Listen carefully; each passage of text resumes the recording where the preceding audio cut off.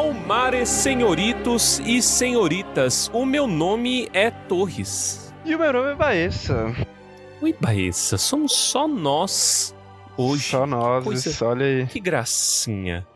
A gente gravando agora e aí a gente só vai gravar ano que vem agora. Última gravação do ano. Sendo que esse episódio só vai lançar ano que vem. Mas estamos aqui para falar novamente sobre Silmarillion no primeiro episódio de 2024? É? É isso, primeiro episódio de 2024, antes da nossa pausa, porque nós vamos descansar. Confere? É verdade. Deixa o homem descansar. Mas hoje vamos falar sobre Silmarillion numa dobradinha novamente. Então são 2 capítulos porque eles são curtinhos, então a gente uniu porque falam de coisas maravilhosas. Vamos falar sobre do Sol e da Lua e da ocultação de Valinor e dos homens. Eu não gosto do excesso de preposições. Eu não tinha pensado isso, não. O nome no Spotify vai ser uma beleza, mas é isso. Nossa, não vai caber. É isso. Capítulos 11 e 12, né? 11 e 12, olha aí. Silmarillion. Estamos aí presos à pauta, né? Então vamos, sem muitas delongas, a discussão desse capítulo. Hoje estamos só nós dois para abrir este ano espetacular, que será tanto para nós quanto para vocês. Assim diz Cacique Cobra Coral. Assim diz Apolo no dom da profecia. Nós somos profetas. Olha aí. Márcia sensitiva. Exatamente. O que a gente fala acontece. Vamos lá, eu tenho medo, velho. Tenho muito medo. Momento Palantir. Grima, traga-me a bola.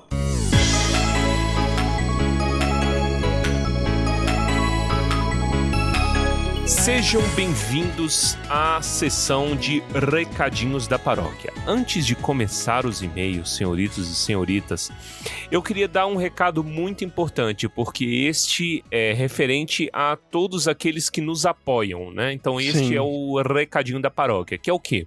O PicPay vai acabar, é isso? Olha, pois é, né? Pessoal, sendo breve aqui, o PicPay Assinaturas vai encerrar no dia 15 de janeiro, é isso, Dr. Baez? 15 de janeiro, né? Segundo informações que circulam aí no nosso e-mail. No nosso e-mail, né? O PicPay avisou, mas tá tendo certo burburinho se vai ser isso mesmo. Tem gente falando que vai ser em março, tá uma bagunça. Então é bagunça do PicPay.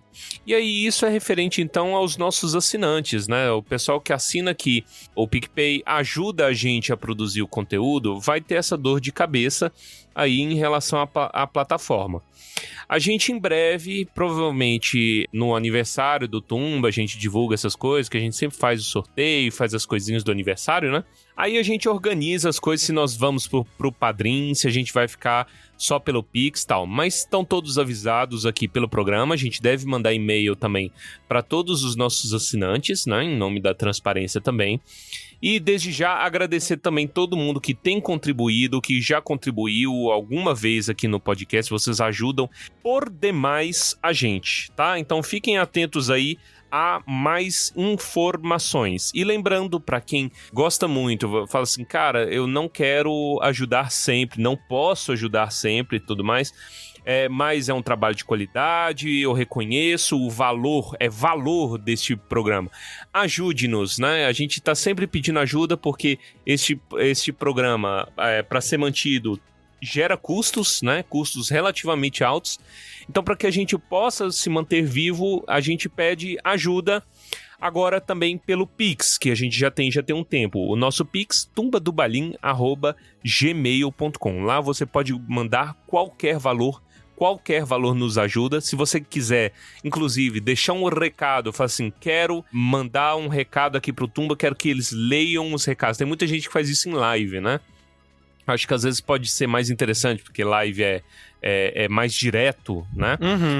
Do que um podcast quinzenal. Mas se você tiver algum recado, pode mandar pelo seu Pix, a gente lê no programa também. E é isso, galera. Então, desde já, muito obrigado pela ajuda de vocês. Estão avisados.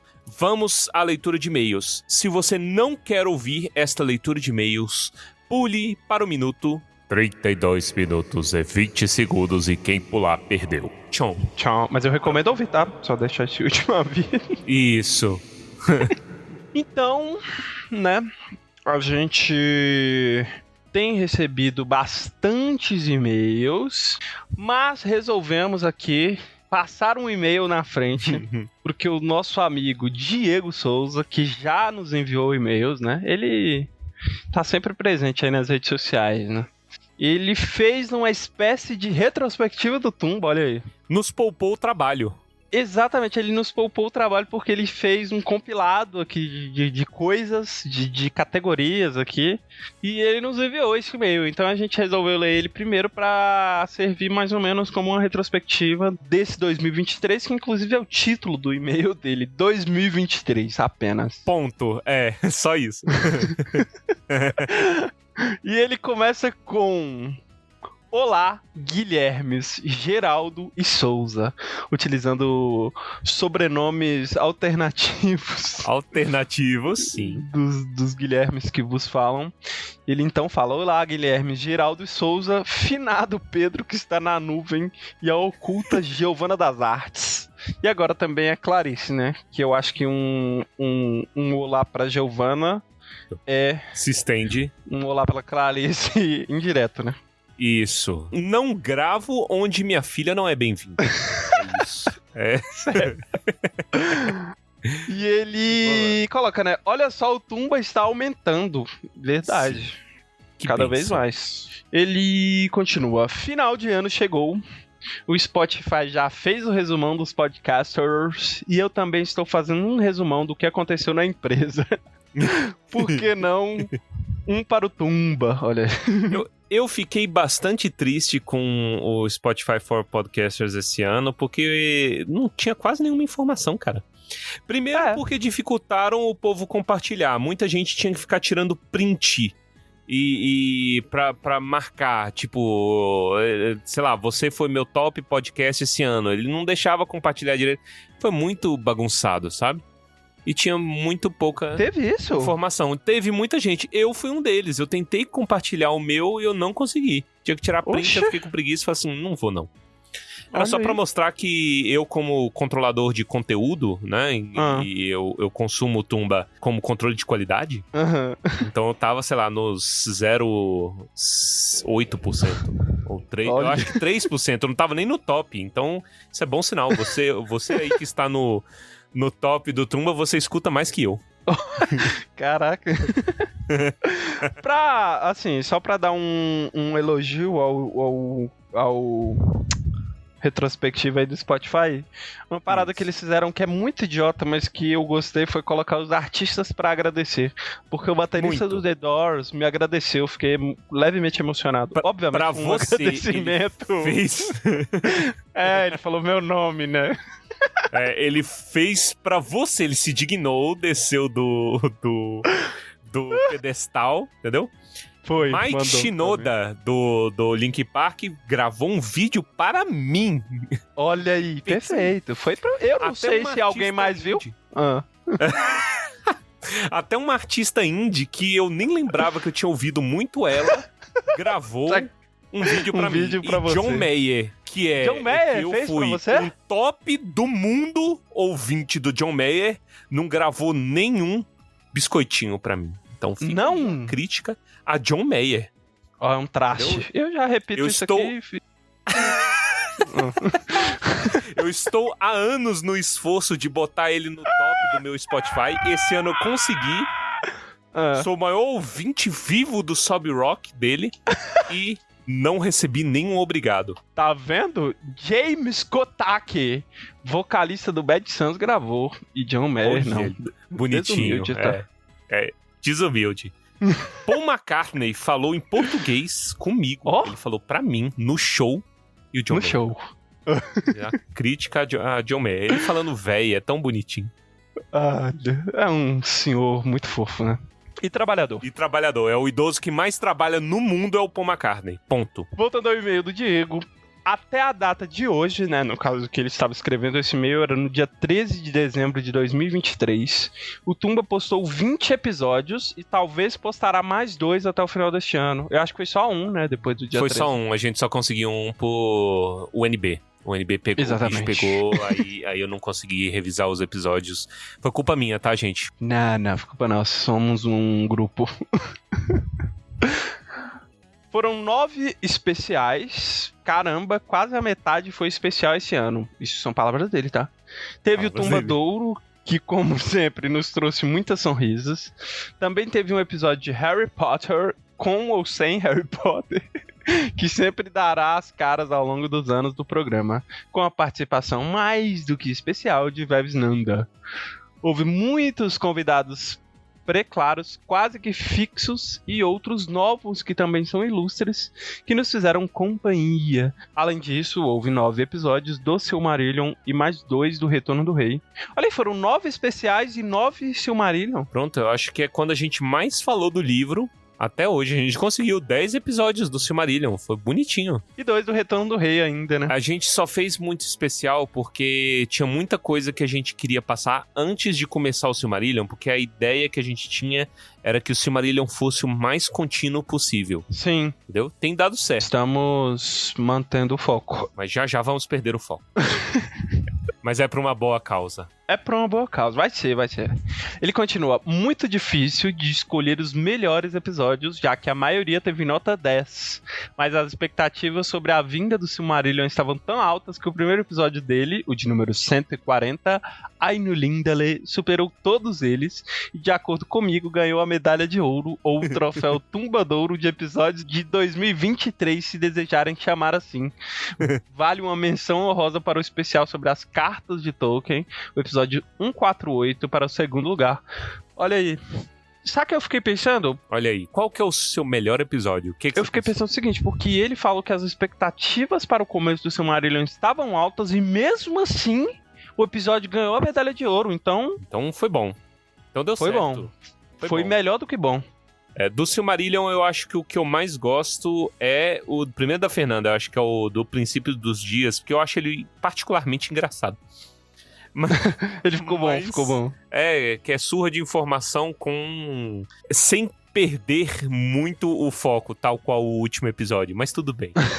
E o meu preferido, eu concordo com o Milton Estagiário, o meu preferido é o Cartas de J.R.R. Tolkien, pra mim foi o melhor episódio desse ano. Disparado. Qual que é o seu episódio preferido? Não sei, cara. Eu tendo a não ter preferidos. Meus preferidos são sempre muito voláteis, assim, são momentâneos, mas o Cartas foi um episódio que eu gostei muito de gravar. Eu acho que ficou muito bom mesmo. Mas esses 2 últimos do Retorno do Rei, eu acho que eles são, levados assim pela correnteza que teve depois, mas também são episódios muito bons, né? Mas o Silmarillion realmente tem agradado, aquecido o coração dos ouvintes de uma forma que eu não esperava. Tá tendo um retorno muito bom. O episódio do Conto dos Anos, ele é muito pouco ouvido entre o Spotify. Eu acho que o pessoal não gosta muito dos apêndices como um todo. Tem um apêndice que chamou mais atenção do que os demais, que é o da história do Aragorn e da Arwen. Esse é bom, tá? Que é muito bom. E é o último episódio do Pedro. É o último episódio do Pedro. Vou ficar com ele em primeiro lugar, então, só pra... Pronto, mas ele é de 2022. A gente lançou, inclusive, 26 de dezembro. Então não lembro. Eu sou muito ruim de memória. Mas eu vou falar que eu acho que o último episódio que saiu... Quer dizer, é o último episódio do ano. É o episódio que saiu depois da escritura desse e-mail. É muito bom, porque acho que foi o episódio com o César, não foi? Ou não? Da fuga dos Noldor? Foi. Com César, sim. César também. E Mireille. Esse episódio ficou delícia, tá? Ficou muito bom, porque ele tem de tudo também. Tem. Muito bom também. É isso. E menção honrosa o episódio do Desolação de Smaug, que eu gosto muito dele, porque ele é muito comédia. Ele é muito caótico, velho. De ódio. É porque eu não gosto muito quando eu me excedo demais, entendeu? No drama, né? Mas nesse em particular ficam no tom. Então fica aí o arquivo. Caraca, eu acho que Pode falar. Acho que é a primeira menção honrosa que esse filme recebe na vida. Eu acho que vai receber em todos os... E vai receber, nunca mais. Por exemplo, eu não gosto do episódio seguinte pelo mesmo motivo. Não pelo mesmo motivo, mas por causa desse negócio que eu falei. Eu acho que eu tô high demais, entendeu? Eu acho que esse episódio seguinte, a gente tá muito negativo. A gente tá muito negativo, porque tem... Mas é porque é inevitável. É inevitável. Tem uma diferença de estar negativo engraçado, trazendo informação. E de estar negativo desgraçado, que foi o caso. Desgraçado, é isso. Puta, horrível. Mas continuando aqui. Continue, vai. Ele fala, agora o episódio menos melhor. Olha o termo que ele usa. Menos melhor. Também difícil de escolher. Deve ter sido uma nota 8. Acho que foi porque foi tão low energy e quase não teve notícia boa que cansou. Ah lá. O episódio que menciono é o 138 da Batalha dos 5 Exércitos do filme do Hobbit. Foi um alívio quando chegou o episódio 139 do filme do Retorno do Rei e tocou aquela musiquinha For Frodo do filme na abertura do episódio. Já sabia que iria ter muita coisa boa. Olha aí. Aí, ó. Ele é tão low energy que ele engrandece o episódio seguinte, porque o Retorno do Rei é muito bom, viu? Ele é muito bom, do filme. Porra. É porque quando cai muito, né? Qualquer subida se torna gigantesca. A gente subiu muito, aí ficou uma subida, porra. Exato. Todo final de temporada é com um filme respectivo. Qual vai ser o filme que nós vamos abordar no final dessa temporada?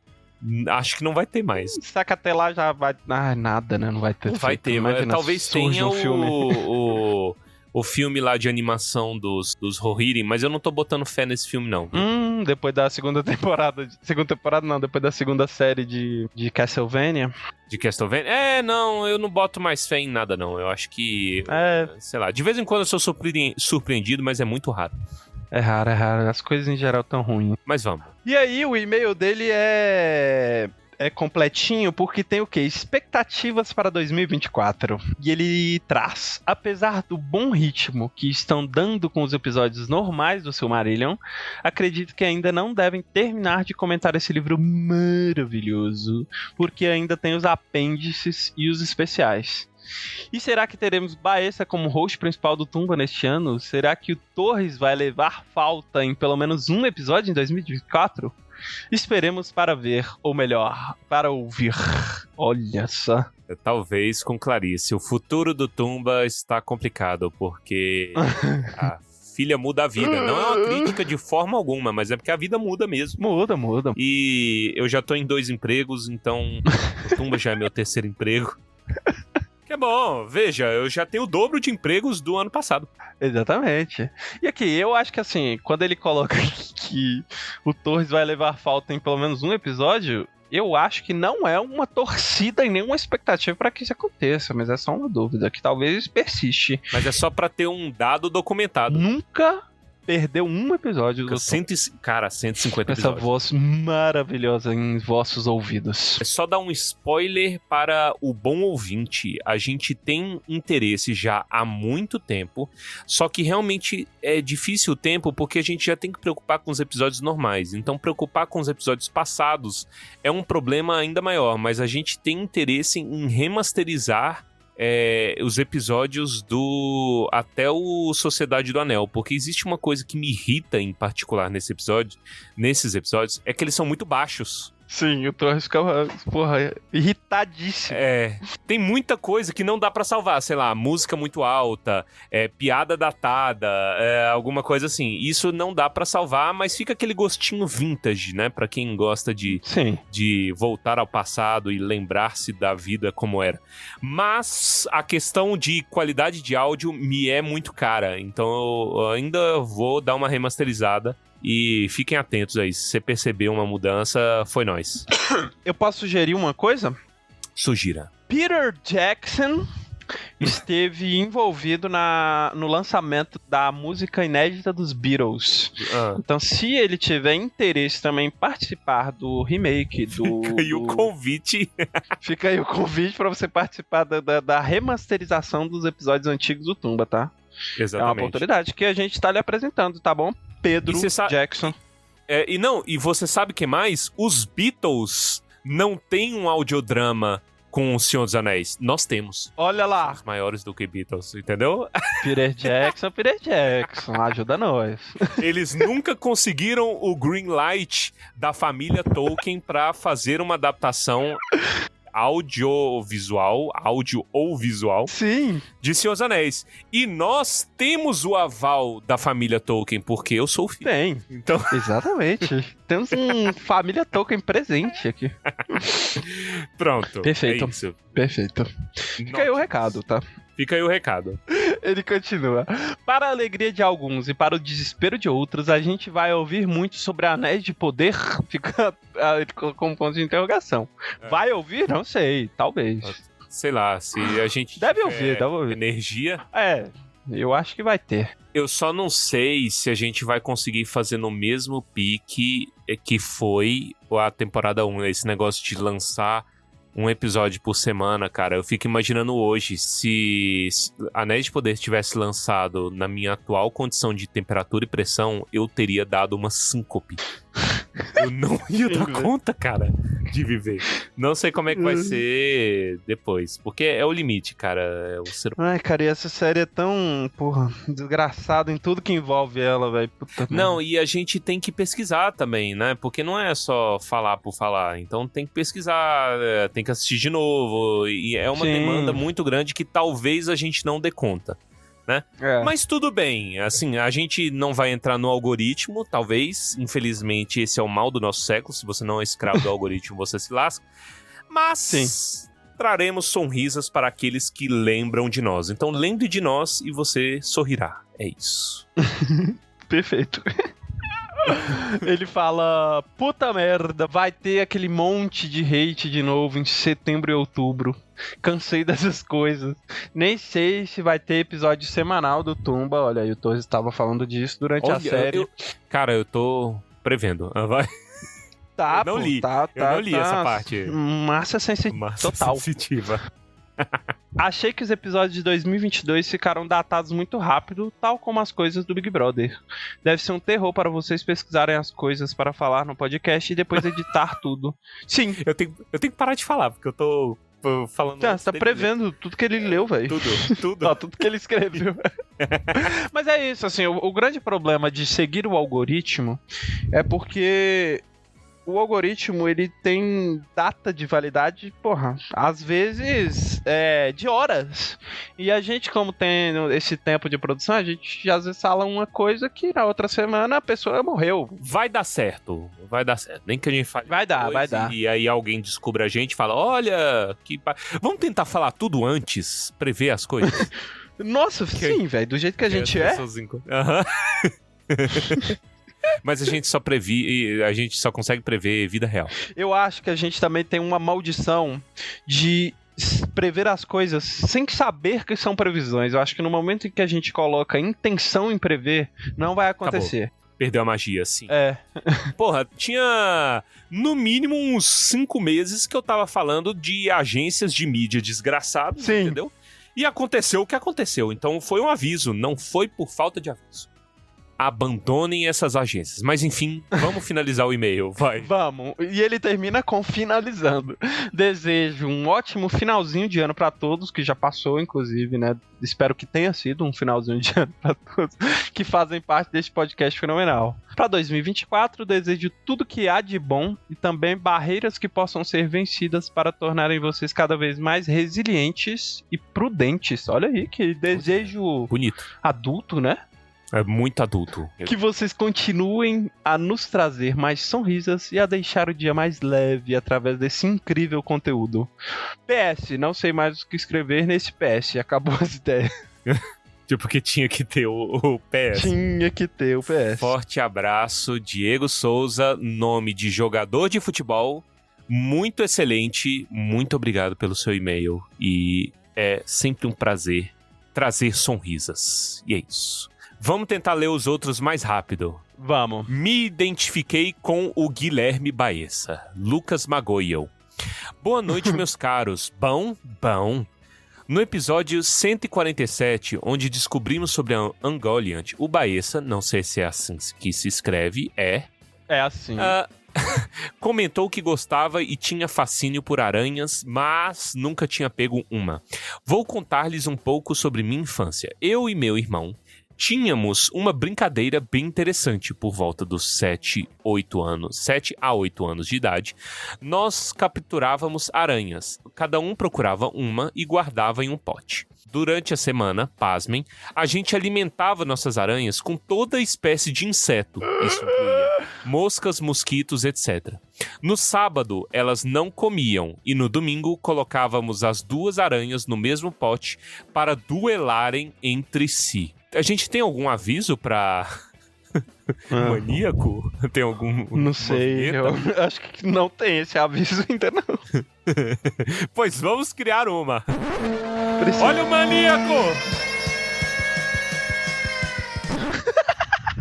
Cuidado, olha o maníaco! Como as aranhas não comiam no dia anterior, eram obrigadas a praticarem o canibalismo. Eu tô com vergonha, a gente vai ser preso? Eu não sei, eu não tenho nada a ver com isso. O STF passou aquela lei estúpida que o veículo jornalístico tem Nossa, é verdade. Pelo conteúdo que é publicado, né? Então, Sim. vamos lá.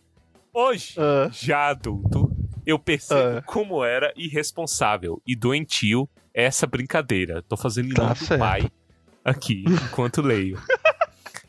Entre parênteses, que meus pais nem imaginavam. Mas fiquem tranquilos, que sou uma pessoa extremamente normal. Olha, defina normal, né, velho? Mas caso o Baessa queira duelar com aranhas, basta me chamar. Não. Tudo tem limite. Grande abraço. O cara, pra você ver aqui, o cara, ele criou uma rinha de galo com aranha, né? É tipo uma Beyblade de aranha. Uma Beyblade. Parabéns pelo excelente trabalho de vocês. Deus tenha misericórdia. As pessoas não deveriam postar seus crimes na internet. Mas tudo bem. Vamos lá. Um abraço aí pro Lucas. E-mail. Ai, velho, que loucura.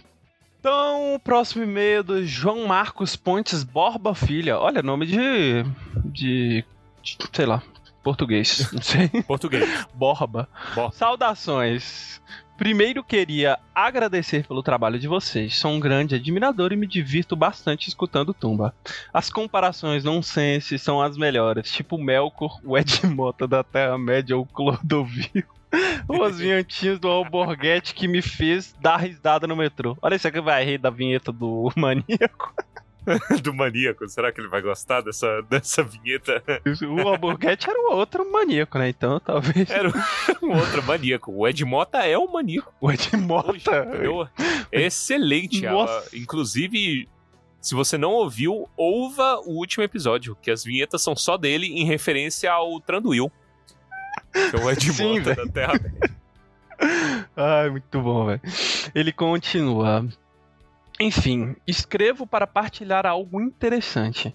Esses dias estava escutando o primeiro episódio sobre o Silmarillion com o Reinaldo e o Torres começou a falar sobre Melkor como o Ainur da Ordem e depois sobre Sauron e seu falso entendimento de ordem, entre parênteses, cosmológica.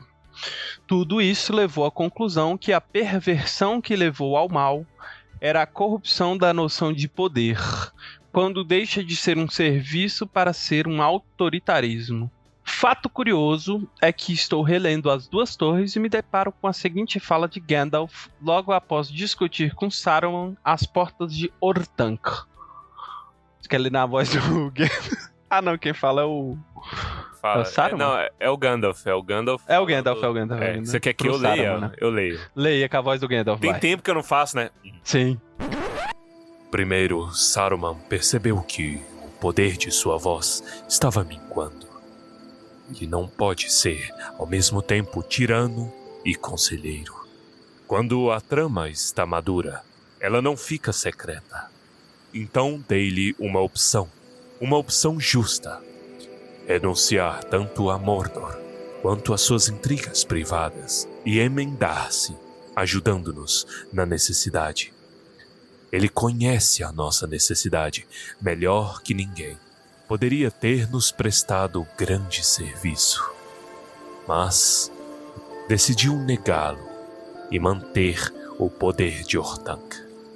Não quer servir, somente comandar. Agora vive no terror da sombra de Mordor e mesmo assim ainda sonha enfrentar a tempestade. Olha aí um gostinho de dramatização no meio dos e-mails, tá? Quem pulou perdeu. Ele continua com... Acho que esse trecho exemplifica muito bem essa ideia de mal que age como corrupção do que é bom. O poder, que deveria se assentar no serviço ao outro, é corrompido em uma vontade de dominar, comandar as consciências e determinar o que é ou não a ordem correta do mundo. Brabo. Olha aí, belíssima Muito bom, análise cara. de João Marcos Borba. Análise. Ele é Frei, né? Frei João Marcos? Ele é Frei, é verdade. Isso. É Frei João Marcos. Ele termina o e-mail com... Obrigado, pessoal, continuem firmes. João Marcos Borba Ossa. Que seria... Ordem... É em latim, não é? É, Ordem de Santo Agostinho, eu acho, não? Ordo Sancti Augustini. É isso. É, só que eu acho que eles... Ah, não sei também. Enfim, Ordem de Santo Brabo, Agostinho. muito obrigado. Muito obrigado. Muito Frei. bom e-mail, muito boa análise. Forte Frei abraço, João Marcos. Muito boa análise. Fica aí a consideração, quem pulou, perdeu. Vamos Quem pulou, usar perdeu. isso como bordão dos nossos e-mails. Vamos. Senhoritas e senhoritas, temos muitos e-mails mais para ler, mas esta leitura está chicante, como tem Sim, estado ó. as leituras, né? Um dia talvez a gente faça um programa só de e-mails, mas vamos lá. E vamos ao episódio, porque este episódio é sensacional, está cheio de análises. Se você tiver mais considerações, mande para nós. Um abraço e muito obrigado a todos os nossos ouvintes. Vamos lá, o episódio.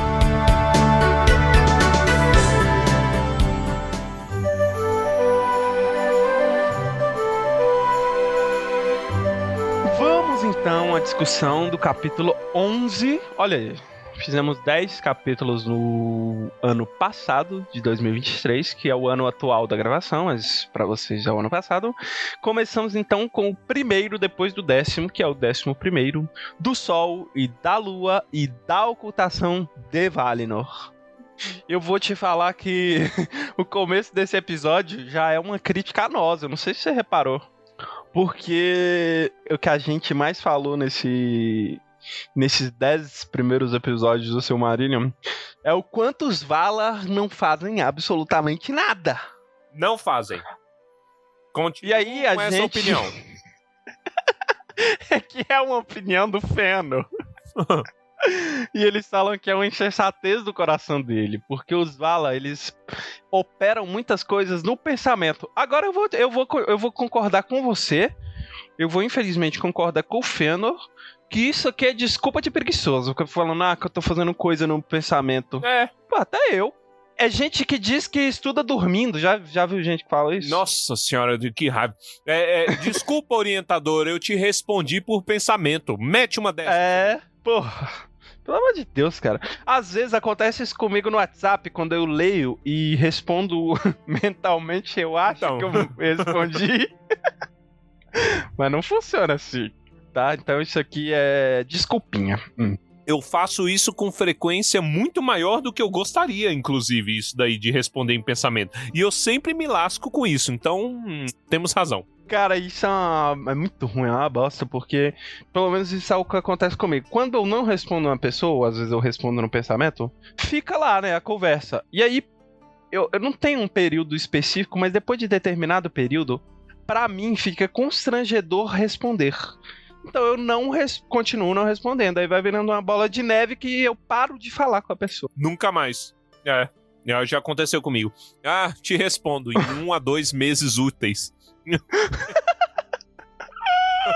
Ai, cara, isso é complicadíssimo. Mas assim, o que se fala aqui é que realmente eles ficaram ali trabalhando, né, no pensamento deles. É alguma coisa, né? A gente tá aqui tirando sarro, mas realmente eles fazem alguma coisa ali no pensamento. Mas a rigor, existe aquela coisa também quanto à natureza angélica deles. Eles, por serem próximos do que a teologia concebe de anjo, né?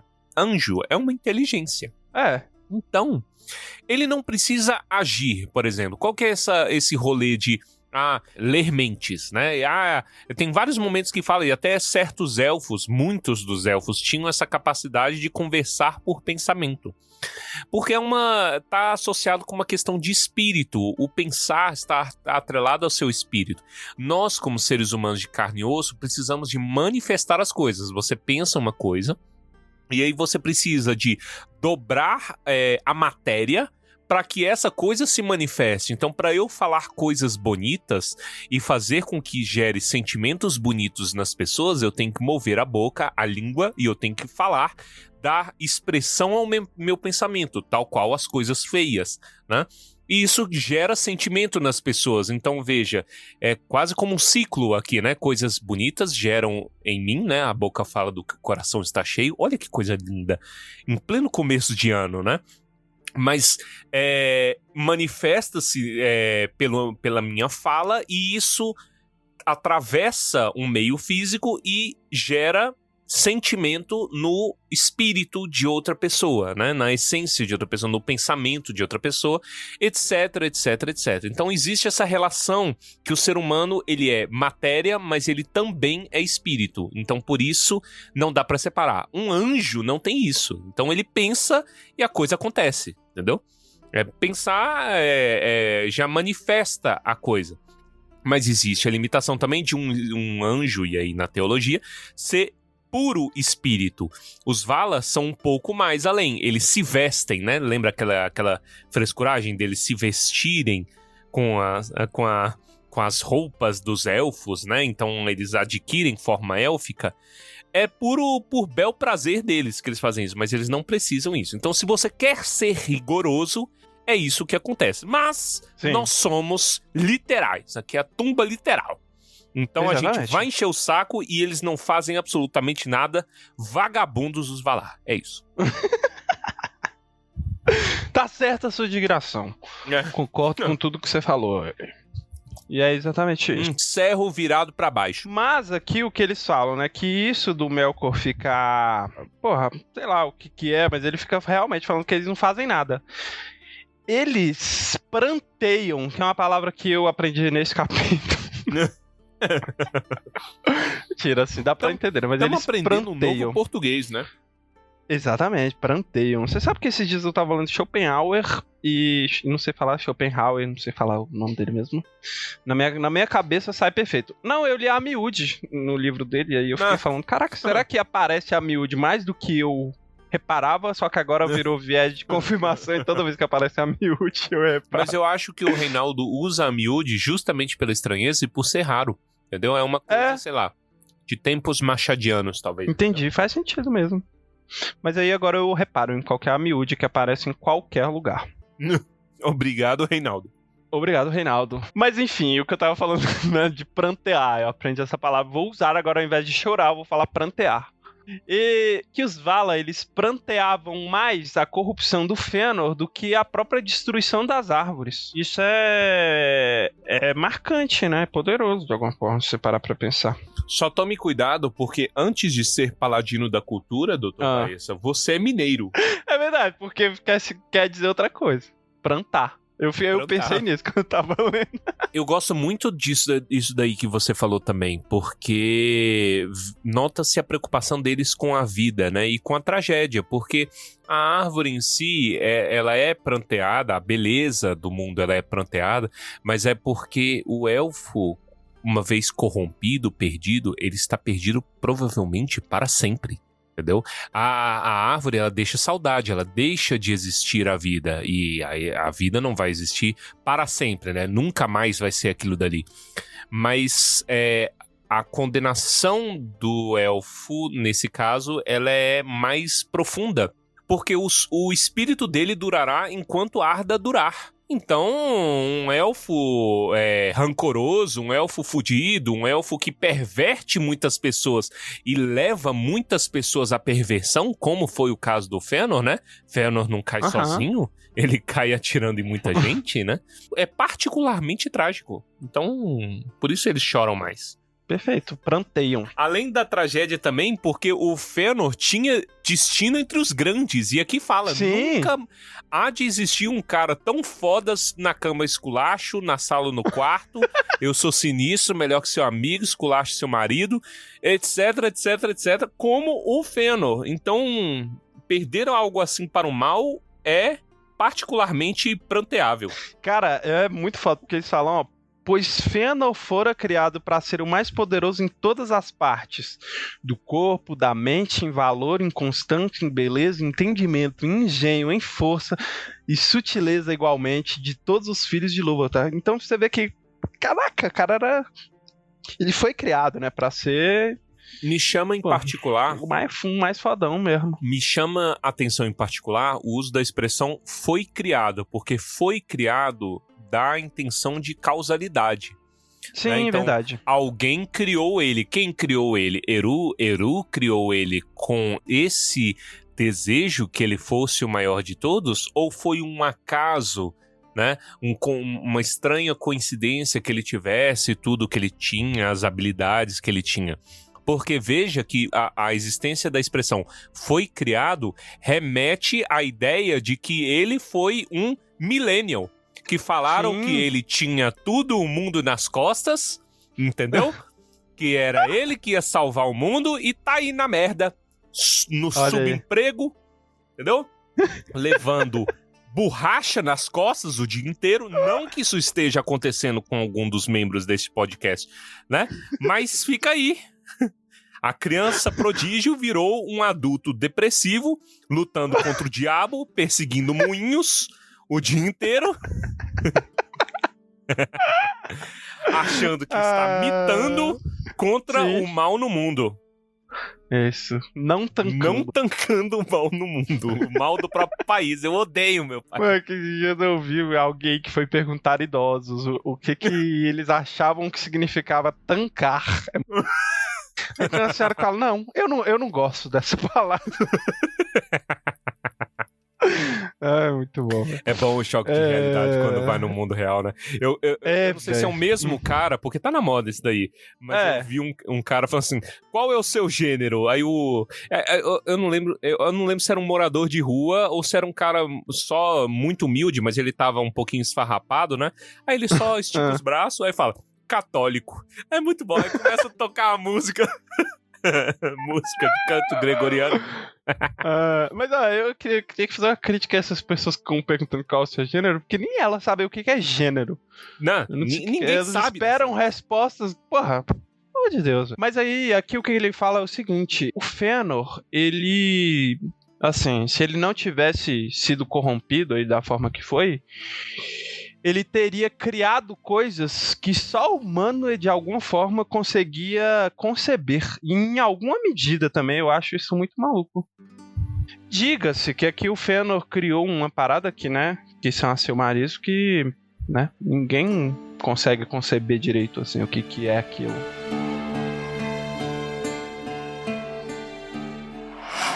We're just normal men. What do you mean, normal men? We're just innocent men.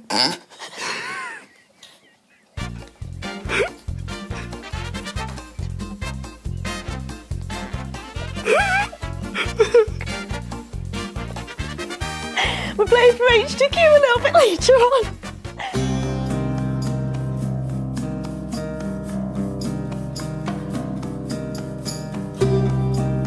Eu acho engraçado que tem ressurgido umas discussões sobre determinismo na vida das pessoas. E eu não sei se eu tenho muita resposta pra isso ainda, porque eu não tive muito tempo de pensar, né? Eu não acho que está de todo correto, porque tira o livre-arbítrio. O livre-arbítrio é um fator importante no ser humano.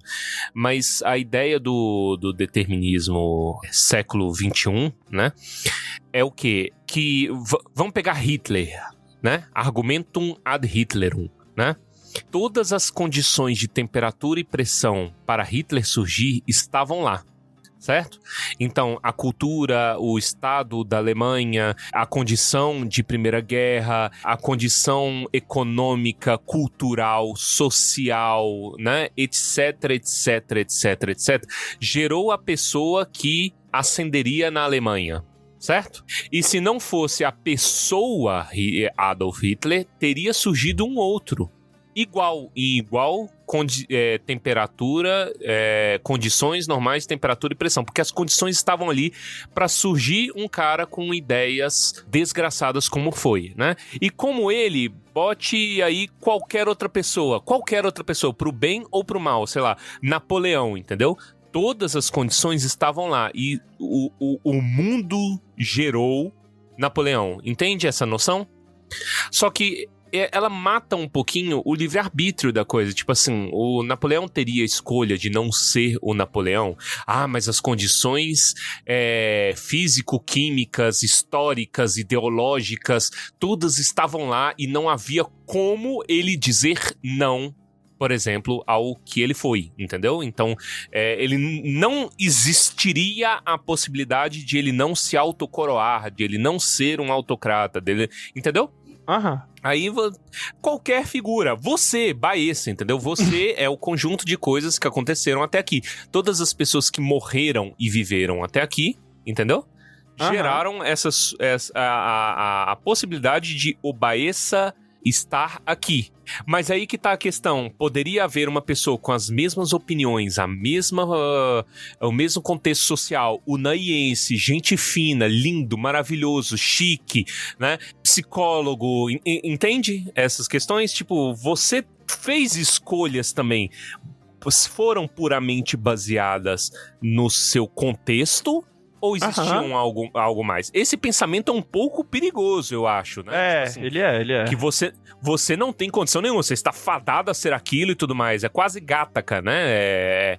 É um passinho pra começar controle social, falar assim, você tá assim... Westworld, porra, a temporada 3... É toda essa porra, né? De falar, você tem condição, nós sabemos exatamente como a sua vida vai operar e tudo mais.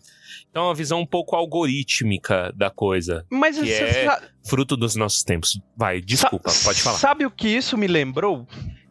Eu não sei se você já consumiu alguma coisa sobre Fundação do Asimov. Não, eu morro de vontade. Eu conheço muito por alto e muito porque você conta, mas de ler por mim mesmo eu nunca li até hoje. Um personagem central da obra de Fundação, e que, assim, vou dar um spoiler aqui pra que ele morre bem no começo, mas é o Harry Seldon. Antigo, pode. Ele cria uma disciplina que se chama psicohistória, em que ele prevê acontecimentos na sociedade através da análise psicológica, sociológica da coisa. Então, o Fundação é basicamente ele prevendo que o mundo vai acabar através da análise que ele faz psicológica das pessoas e sociológica. E eu acho que é um pouco isso, sabe? Mas é uma coisa assim que eu acho que a cada vez que se aproxima um pouco mais da individualidade, essa coisa vai se diluindo e se perdendo. Pois é. Mas quando você se afasta e olha, né, os acontecimentos de uma forma mais espaçada, assim, mais geral da coisa, realmente parece que existe um determinismo, assim.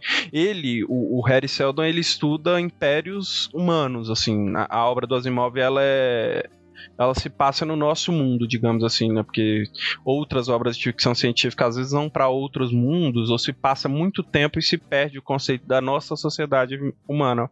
Mas eu acho que o Harry Seldon no livro até cita o Império Romano, assim, que era meio que fadado a cair desde o momento da criação dele, sabe? Então tem umas coisas assim que eu acho que são muito interessantes de serem discutidas, e eu acho que o Asimov vai a fundo nesse sentido, sabe? Eu recomendo então a série que eu nunca vi, mas eu vou recomendar aqui a série de Fundação, porque eu só li o primeiro livro de Fundação, que é muito bom.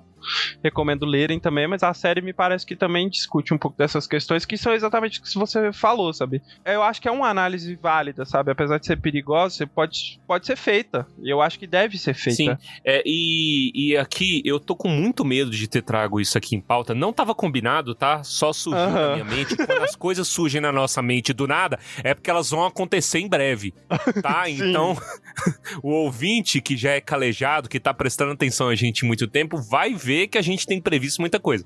Mas nisso eu posso dizer, sem muito medo de errar, que é uma discussão que ela vai estar cada vez mais presente na nossa sociedade. Primeiro porque o ser humano do macaco animal assassino tem obsessão em controle. E isso, prever as pessoas, é uma fonte de controle. Se você sabe como a pessoa vai se comportar, você sabe como chantageá-la, você sabe onde tocar, etc. E também por questão de inteligência artificial. A gente está avançando muito na inteligência artificial e veja que essa maneira de pensar está muito atrelada com inteligência artificial, que é determinística. Se você manda fazer, ele vai fazer. Quer dizer, se você é muito detalhado, ele vai fazendo a coisa detalhadinha que você fez.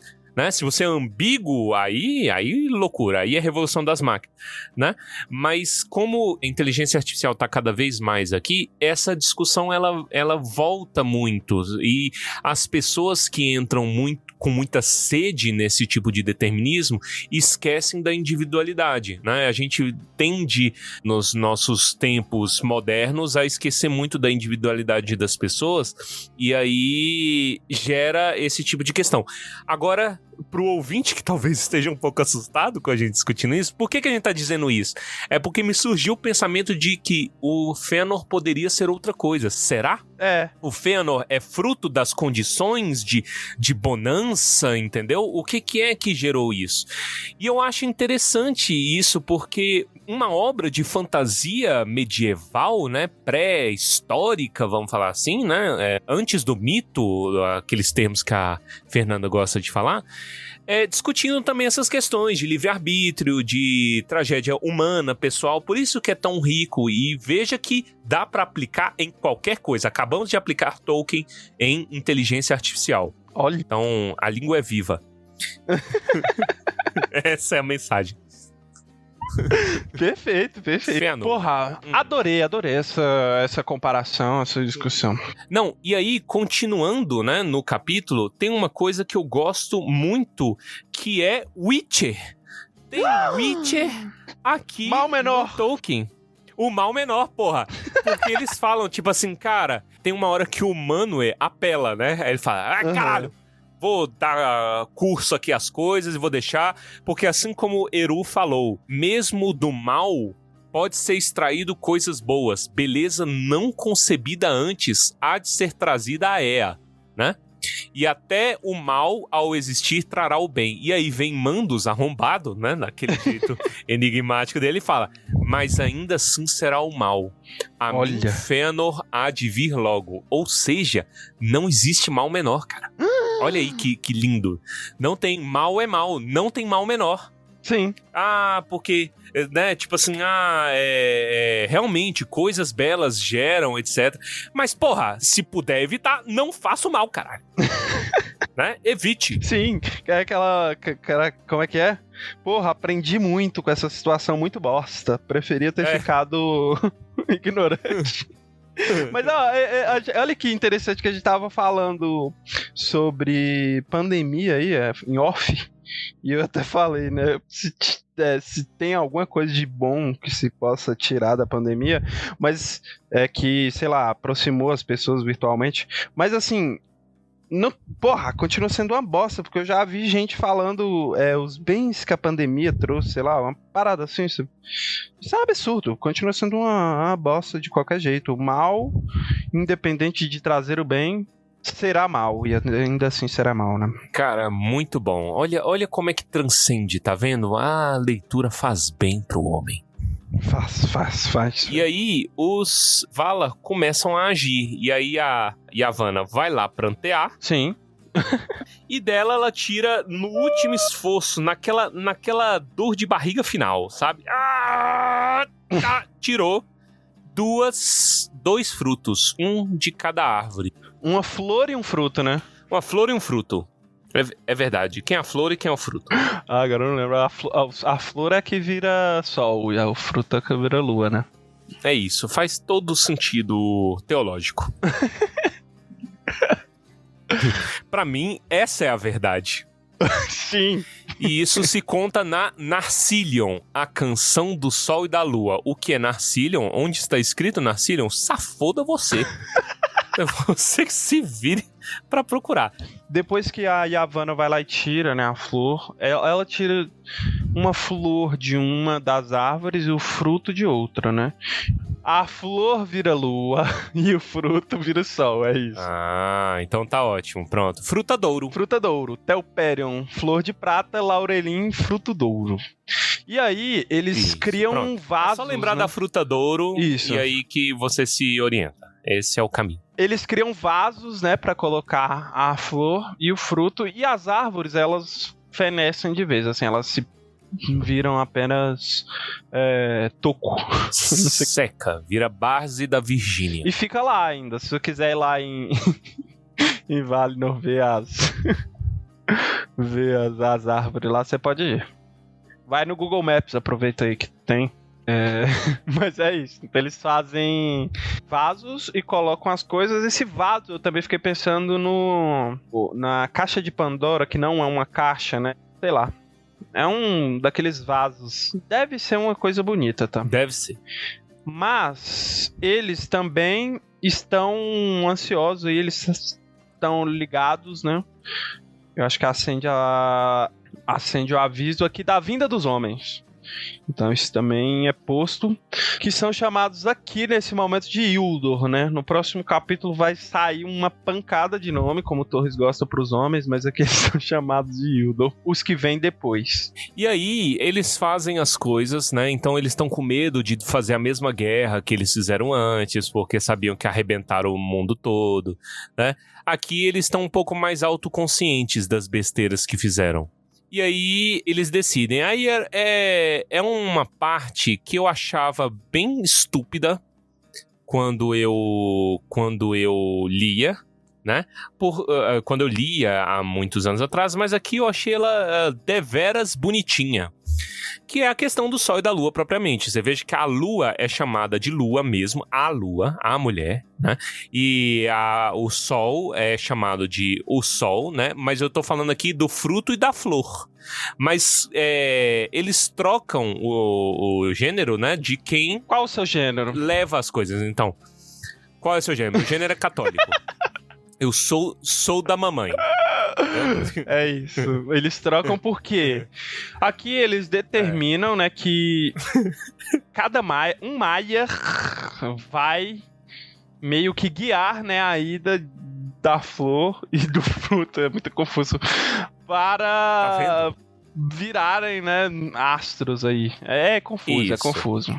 E eu achava que... Eu lembrava, né, nas minhas lembranças ocultas, que realmente eram maias que tinham se fudido, né? Que viraram, né?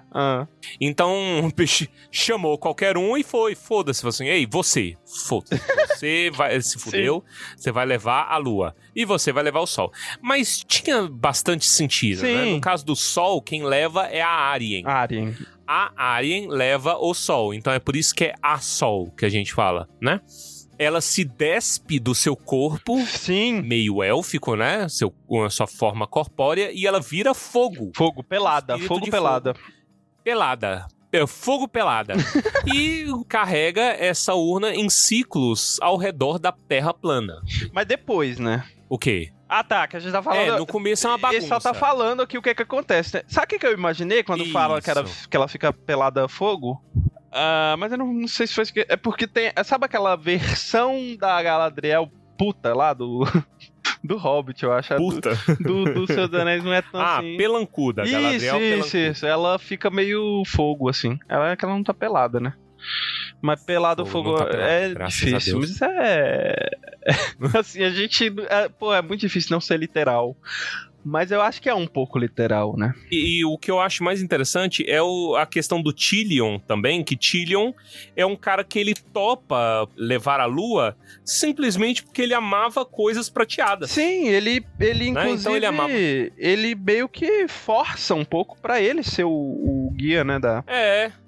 Ele que fala assim, cara, deixa eu ter a honra de levar a última prata, né? A maior das pratas, a última lembrança da prata verdadeira, que era a luz de Telperion. E é interessante porque ele tinha um arco, né? E um arco prateado também. E veja, essa é a explicação safada das fases da lua. Porque como ele é muito inconstante, então a lua crescente ou minguante, né, o arco que aparece é o arco do Tyrion. Olha que bonito. Entendeu? Essa é a minha interpretação. Eu não lembro se tá escrito em algum lugar. E, né, como ele aí, o Tyrion, ele, né, gostava muito e meio que pede pra levar, a Arryn, em contrapartida, era quem cuidava da árvore. Ela que aguava, eu esqueci o termo, regava. Ela que regava a árvore. Aguava a árvore antes de tudo acontecer. Então ela também tinha uma ligação... Aguava é um termo naiense. O naiense, aguar é de molhar, de regar. Mas ela também tinha uma certa ligação com a árvore, né? Então também não foi aleatório, assim. O cara não passou e pegou a mulher e falou, foda-se, vai tu. E aí o restante do capítulo é explicando essas questões dos ciclos deles e tal. Eu gosto muito desse trecho do capítulo. Primeiro, porque mostra os Vala reclamando. Sim. Você pegou isso? Porque, tipo assim, eles estão no ciclo, né? Aí tem uma hora que as pessoas, eu não sei se é exatamente os Vala, se são os elfos também, mas a galera começa a reclamar porque é sempre dia, porra. Sempre tem luz demais. E eles falam, eu quero lembrar das estrelas, pô. Nossa, nunca mais vai ter, tadinha. Nunca mais vai ter escuro e estrela. Vão esquecer das estrelas. E quem mais reclama é o Lórien e Este, né? Que falam que o sono e o descanso tinham sido banidos da Terra e as estrelas estavam escondidas. Aí Varda, puta da cara, fala assim, então vai, caralho. Peraí. E aí ela dá uma ordem melhor, né? Pra que haja esse equilíbrio entre luz e sombra durante o dia. Eu acho sensacional esse trecho. Eu te esqueci desse... O descanso foi banido. Isso é muito... É o que acontece hoje com o Torres, inclusive. Descanso do Torres está banido, Trabalhando 20 horas por dia, dormindo 15 minutos por noite. Estou muito bem, olha minha pálpebra caindo. Eu ganhei a pálpebra tremelicando. Eu tô virando Cerveró, porra. O olho desistindo da cara, né? Mas aqui, o Tyrion, que guia a lua, né? Ele vai antes e ele atravessa o céu 7 vezes, né? Até a Arryn subir. Tudo aqui é o contrário, né? Porque a lua surgir primeiro com luz própria. Ela tem luz própria. E ela vai, sobe, roda 7 vezes até que vai a Arryn. E aqui a gente tá falando das consequências de tudo, né? O Morgoth, ele fica extremamente assustado com isso aí. Ele vai se afundando cada vez mais nas profundezas de Angband, né? Com medo. Ele até ataca o Tyrion, né? Isso. Em certo momento. Apela, tenta atacar ele, fala assim, sai caralho, não quero luz não, porra. Assim, faz totalmente sentido, né? Isso porque era um ser que vivia nas trevas, vivia na escuridão, então, né, o costume. Mas devo lembrá-los que ele tinha 3 faróis do caralho na testa. É verdade, ele tá com então, luz não era pra ser problema. Inclusive com luz mais potente do que a que tá no Tyrion e na Arryn, né? Mas aí me surgiu um pensamento, porque vamos lembrar que Morgoth é mesquinho. Então, ver uma luz parecida com a luz que até o minuto que ele julgava era dele e só dele, né? Gerou inveja. Falei assim, caralho, é só minha essa porra, desce aí. Eu acho que tem um pouco disso também. Existe um incômodo, obviamente, de luz, mas também inveja. Ele é uma criatura de inveja.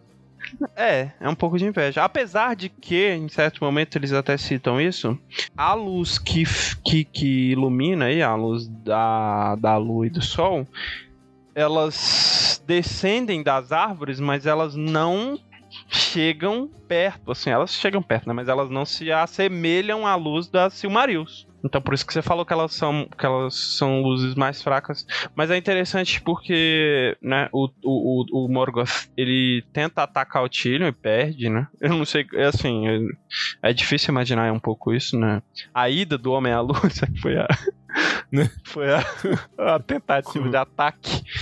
Isso é pré-ida do Homem à Lua, né? Isso aqui. Foi escrito. Mas a Arya, ele nunca nem pensou em nada desse sentido aí de atacar, né?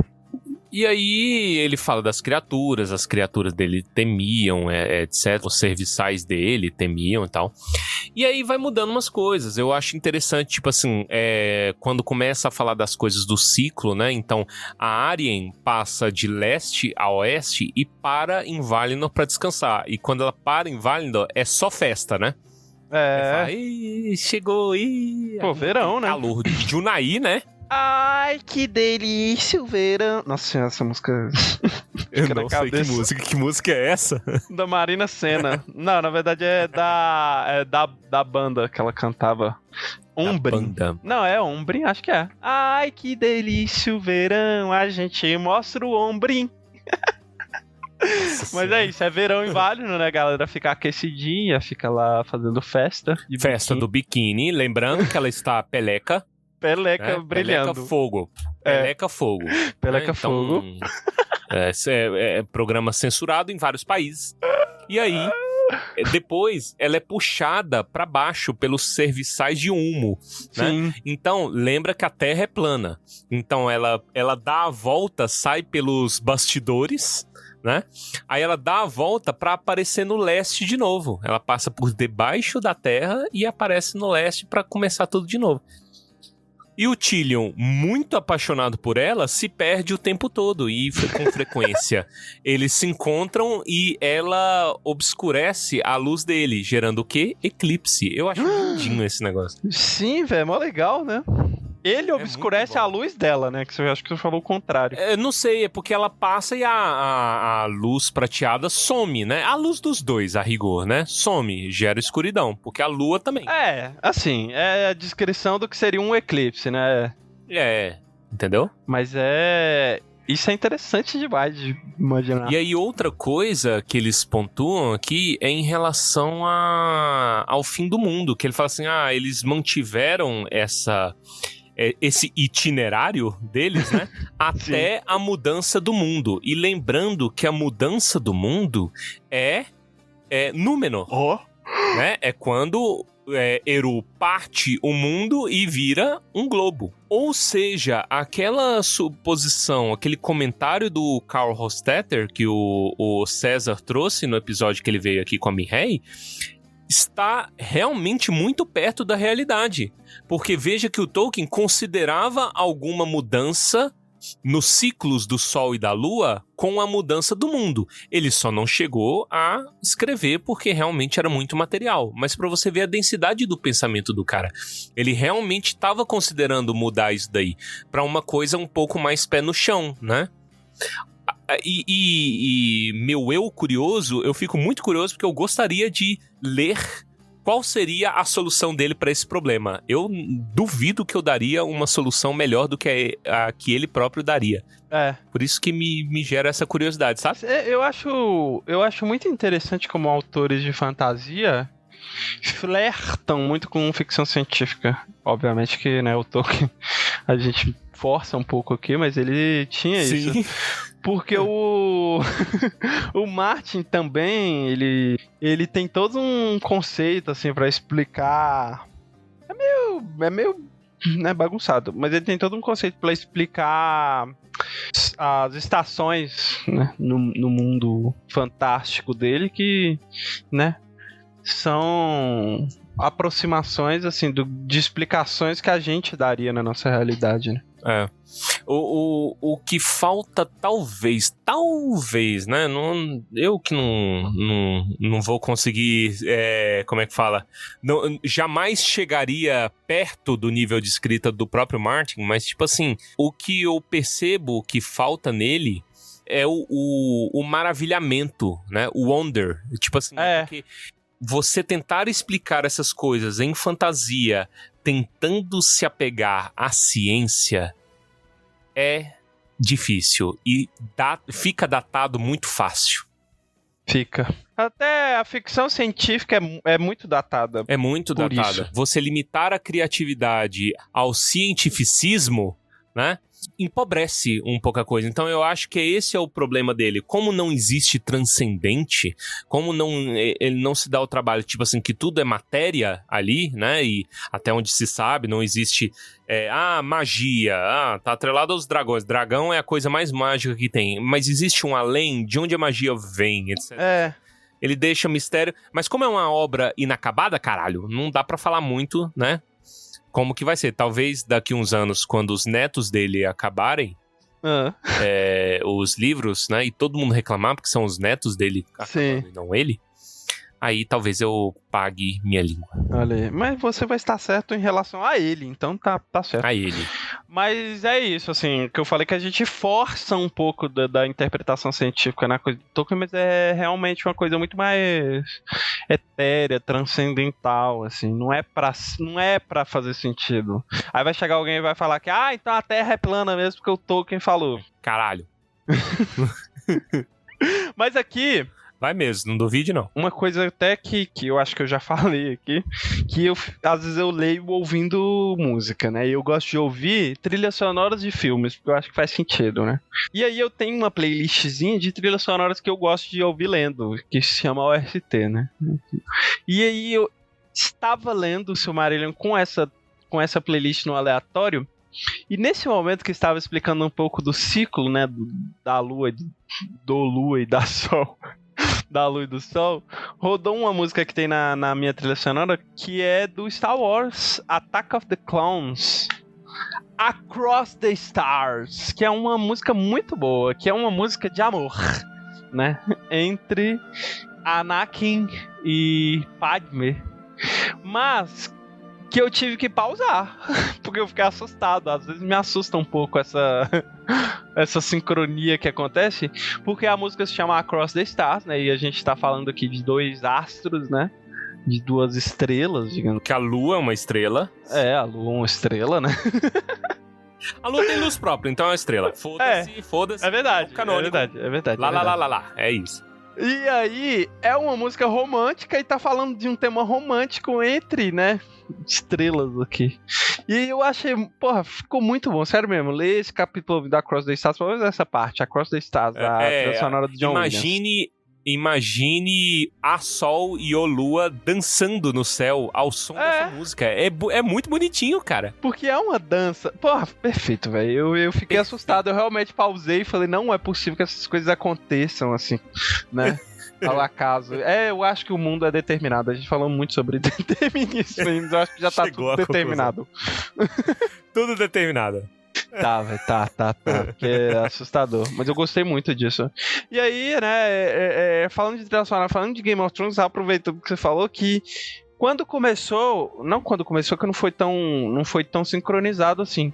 Mas a gente hoje vai continuar falando sobre o próximo capítulo do Silmarillion, que é Os Homens, né? Dos homens, porque tudo tem preposição. Tudo tem preposição. E aí rodou uma das músicas que tem aqui na trilha sonora do Game of Thrones, que é Light of the Seven, do Ramin Djawadi, né? Que é uma música que, eu não sei, cara, ouve aí vocês ouvintes também, é uma música, sei lá, velho, ela passa uma sensação muito esquisita, mas passa uma sensação mais de homem, sabe, menos etérea, apesar de ser a luz do set, tá falando sobre um pouco do lado religioso da obra do Game of Thrones, né, mas sei lá, eu acho que combinou um pouco também com o capítulo dos homens que eu estava lendo no momento. Mas é isso. Pra finalizar aqui o capítulo, tem alguma coisa pra finalizar o capítulo das 15 preposições?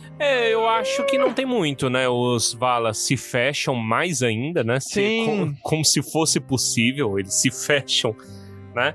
Ou seja, realmente tá deixando os homens a própria só. É verdade. Que é aquela questão, eles criam um problema e fazem meia solução e é isso. Ai, tadinha que barra. Eles sobem, né, a altura das montanhas lá, enfim. Eles se isolam de todas as formas possíveis e aí fala que ninguém jamais chegou a Valinor, a não ser o mais poderoso marinheiro das canções. Pra você procurar, já estamos entregando ótimos pontos do futuro.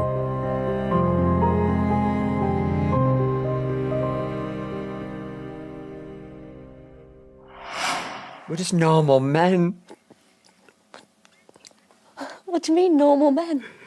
We're just innocent men.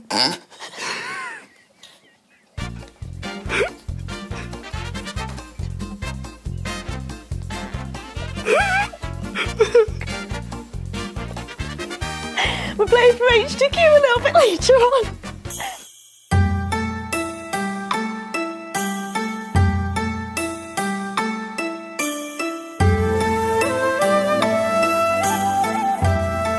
E vamos pro próximo capítulo, capítulo dos homens, que é o capítulo em que os homens nascem, né? E ele é muito curto. Aqui na HarperCollins ele é 2 páginas e meia. É 2 páginas e meia? Acho que menos ainda, né? Eu achava que era 1,5, né? Mas é um dos homens. Perceba. Dos homens, parece 12, só pra... Perceba que depois da merda que deu com os elfos, ninguém tá muito animado em vir mais gente pro mundo, não. Não, Porque antes tava toda a ansiedade, né? Ai, quero ver os primogênitos, quero. Os homens nasceram, foda-se, meu irmão. Nasce aí na lama, com a cara na terra, cheirando mijo, porque o mundo ainda está jazendo no maligno, e safoda eles. Foi na primeira luz do sol, né, que eles nasceram. O primeiro nascer do sol. É. Cara, que loucura, porque eu fiquei pensando mesmo nisso, assim. Os elfos, quando nascem, né, vão lá, porra, abraça os caras, cuida. Os homens não, os caras não vai nem ver. Tipo assim... Aqui é o contrário, é o caçula que se lasca. É o caçula que, porra, se lascou de todas as formas. O único que a gente exalta aqui sempre, a gente tá sempre exaltando, que tem algum tipo de cuidado com eles, é o Humo, né? É o Humo. Humo, ele é muito bom, né? Mas por ser fofoqueiro, né? Venhamos aqui, porque ele é fofoqueiro. Ele só tem contato com eles buscando fofoca. Sim, com certeza. Né? E aí, por ser mútil fofoqueiro, ele interage. E ele é o único que vai se entrelaçar realmente com os destinos dos homens. Né?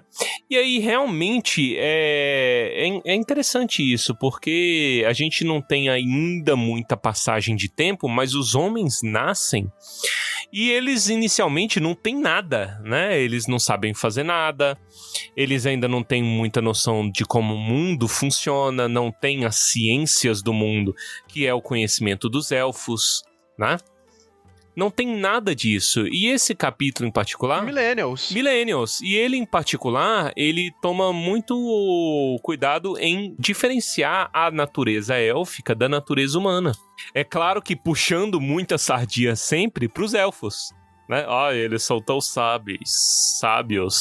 Eles são tão assim. E os homens não sabem de nada. Tal, em vigor, eles são iguais aos elfos. Não eram muito diferentes entre si, né? No começo. Eu não acho que isso é um demérito pros homens, é um demérito pros elfos, porque homens recém-nascidos tinham o mesmo vigor de elfos com milênios já, né? É verdade. E esses anos aí pesaram, né? De alguma forma. E os elfos ainda têm a pachorra de chamar eles de Engwar, os enfermiços. Nossa, isso aí, pra que isso, né? Gratuito, né? Vagabundo. É outra palavra que eu aprendi também, que eu não conhecia essa palavra aí, não. Enfermiço, usurpador, forasteiro, inescrutável, os que se amaldiçoam, os de mão pesadas, os tementes à noite, Caraca, os filhos do sol. Né? A única boa aí é Filhos do Sol. Que também, Filhos do Sol. Filhos do Sol parece nome de banda da década de 60. De Nat Roots. Deve ter uma banda chamada Os Filhos do Sol, eu tenho certeza. Não pesquisei, mas deve ter, velho. Porra, mas tementes à noite, mãos pesadas, pra que isso? De graça. E aí, logo que eles nasceram, já começou a ter treta, né? Porque as mentiras de Morgoth já começaram a caminhar sobre os homens, né? Porque o mundo jaz no maligno, então não tem como fugir disso. Mas o livro ainda fala, sobre as tretas deles. Você vai ler em outro lugar, viu? Porque aqui é elfo. Aqui o nosso foco é elfo. E o que mais que tem pra falar? Eu acho que aqui fala também um pouco do que a gente falou sobre a mortalidade dos homens, né? No final do capítulo ele discute um pouco isso, e a gente já discutiu isso, eu acho que em vários momentos, porque eu acho que isso surge, vez ou outra, o Tolkien traz essa discussão de que não se sabe o que acontece, né? Quando eles morrem, aqui até fala um pouquinho que apenas um homem morreu e voltou, né? Tolkien não dá conta, né? Ele tem que falar das coisas mais pra frente. Ele tem que falar, irmão, se você tá gostando, aguarde. Sim, ele Você só vai fala gostar isso. muito mais. Ele Caraca, faz é isso o tempo inteiro. exatamente isso que ele faz. Em todos os capítulos ele tem feito. Acho que uns 5 capítulos já. Você tá gostando, você ainda vai gostar, ainda vai. Tem uma coisa que eu fiquei pensando muito também no Anéis de Poder. E na coisa que eu menos gostei do Anéis de Poder. Porque tudo do Anéis de Poder, eu falo assim, cara, tá meio assim, mas vai, sabe? Mas teve um negócio que eu desanimei real, que quando aconteceu, que é um dos piores episódios, é bonita a cena visualmente, mas eu achei horrorosa tematicamente, principalmente pelo fato de que esse plot point provavelmente estaria vindo para ficar, e eu não tenho nenhum interesse nisso, que é o fenecimento dos elfos, né? O fato de a série da Amazon, e podem até mudar isso depois, botar algum plot, mas eu não gosto muito disso, cara, e eu torcia muito para que isso não fosse tão central, mas parece que vai ser. Que o elfo tá cansando da Terra-média porque deu um fungo na árvore, um fungo preto, e nossa, eles precisam da luz da árvore. Vai tomar no cu. É muito ruim isso.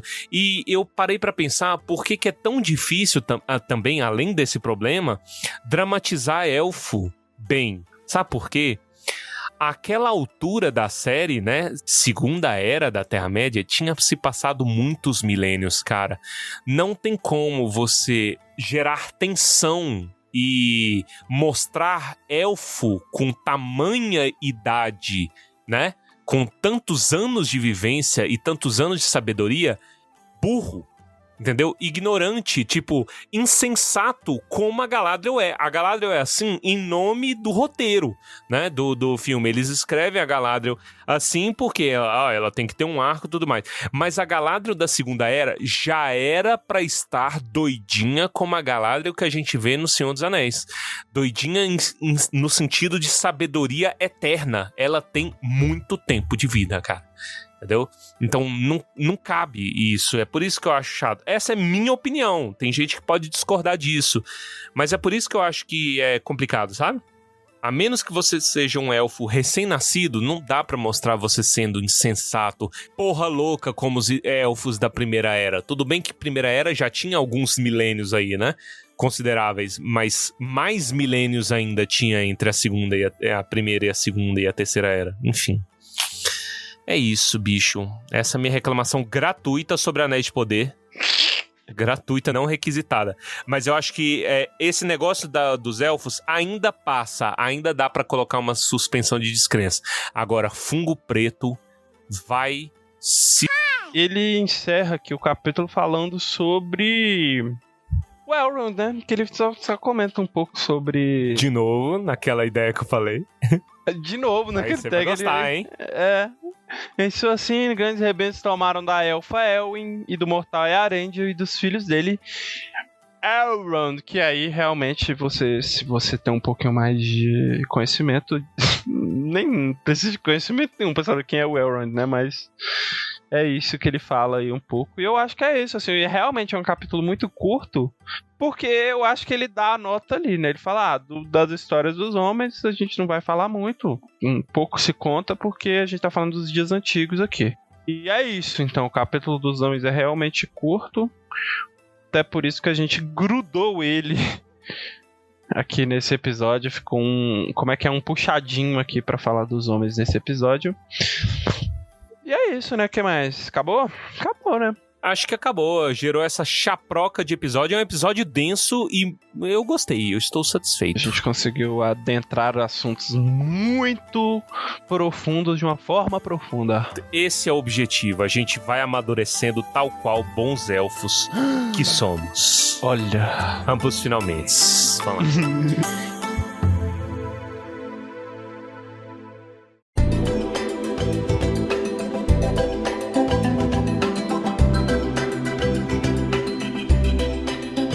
com isso, terminamos mais um episódio del Tumba del Balino, né? O primeiro episódio desse ano, né?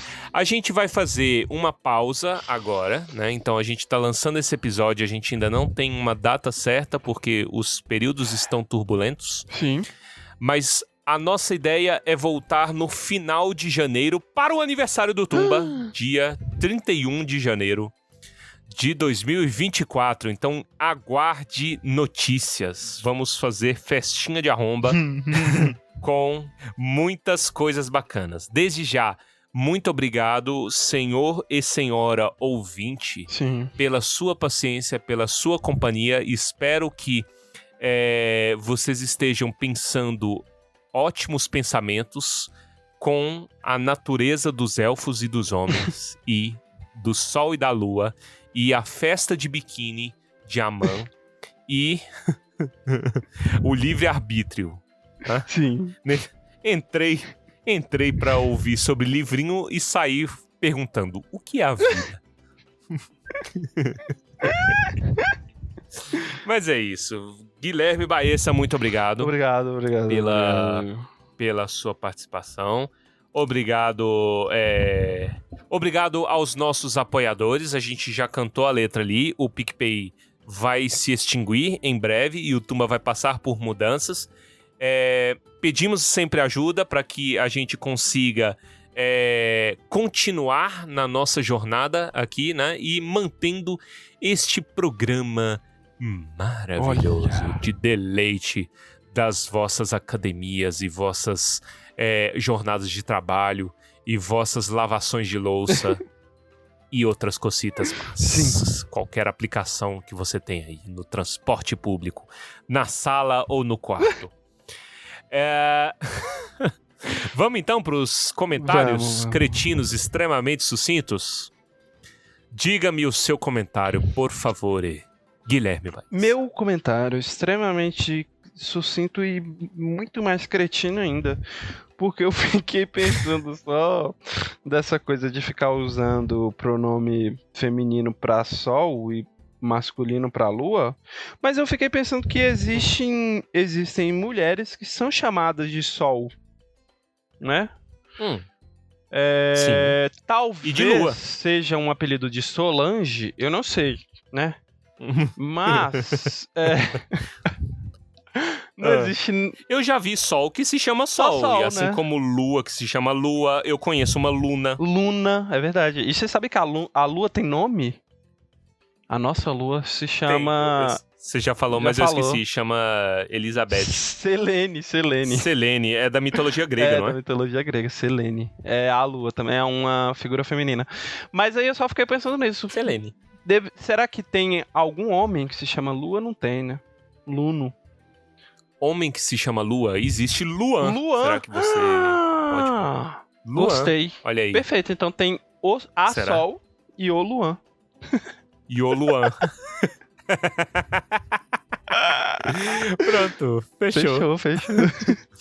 Por mim, o meu comentário cretino é algo que a gente já apontou em vários episódios, né? Mas eu sinto que, como a gente tá falando do livro de um linguista, a gente não pontuou o suficiente.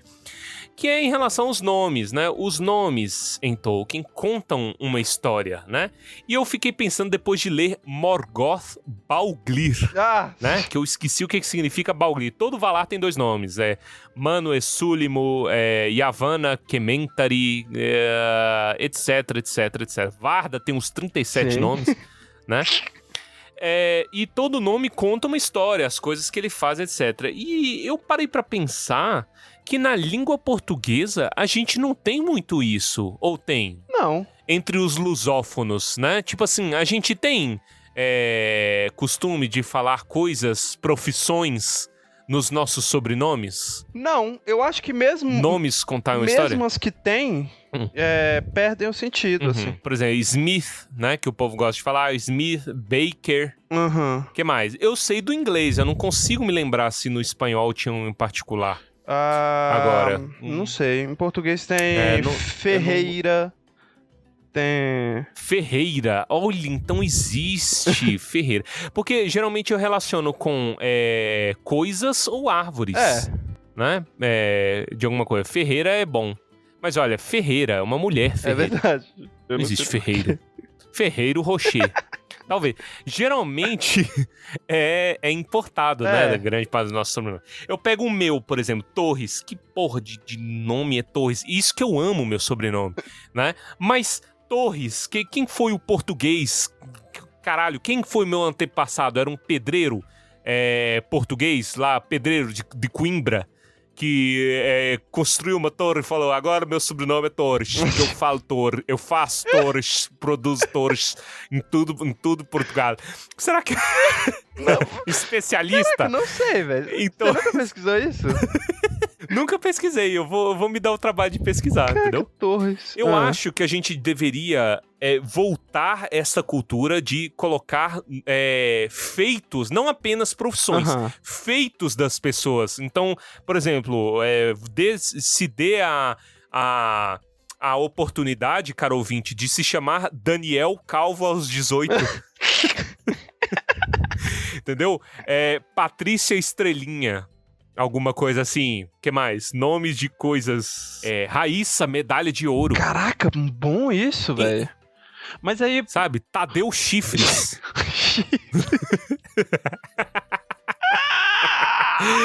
Caraca, eu tô tentando pensar em feitos, cara, mas é difícil, cara.